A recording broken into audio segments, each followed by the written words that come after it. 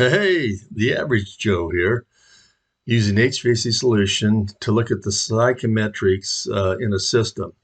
And what I did is I opened up, I went to File, Open Example, and went to Systems here, and opened up a heat recovery, energy recovery type project. So that's what we're kind of going to, base this little demo around. An air handler, air-to-air system.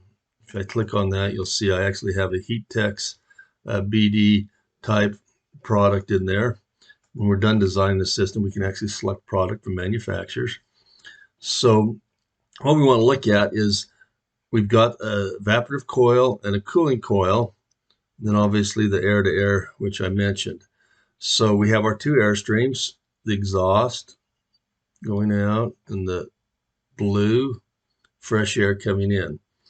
Now with our scenario feature we added here a few years ago, we can actually set up to 24 scenarios in a system.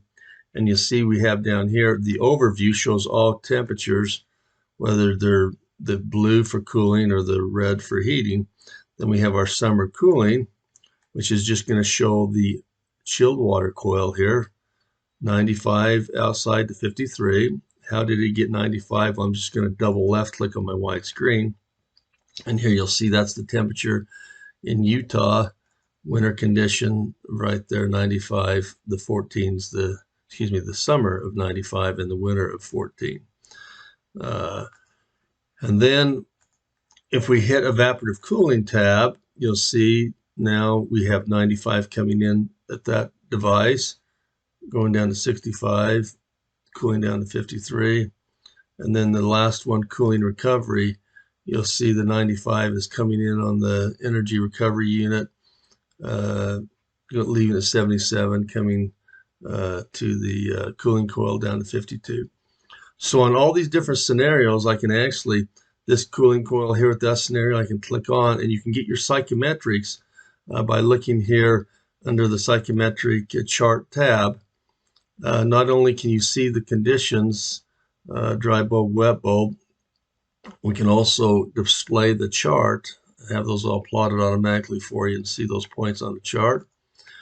And then we can also come up to the hydronic tab and look at the load. So the load is about 385,000 BTUs with the heat recovery. Now, if I come over to the evaporative cooling, and then you'll see that's going from 95 to 65. So in that condition, I'm just about 459,000 BTUs, so a little bit more on that cooling coil needed to happen.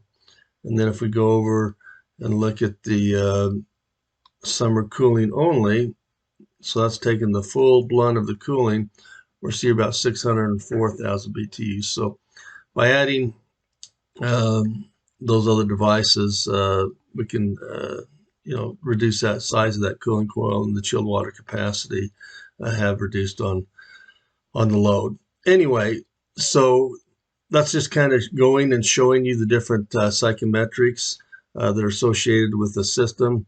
Obviously, like I mentioned in overview, it shows all the temperatures. You can actually schedule kind of what you want to schedule, the capacities. Do you want your cooling coil scheduled for that full load, or do you want to kind of reduce it and plan on the evaporative cooling handling some of the load and the heat recovery handling some? So you can do all that within the software. So we just wanted to let you know that you can plot those psychrometric points and look at them on a chart. You can look at the scenario feature to look at different capacities in the system, and then you can have your schedules create kind of the loads that you want to have in your system. Hey, thanks for watching this weekly video.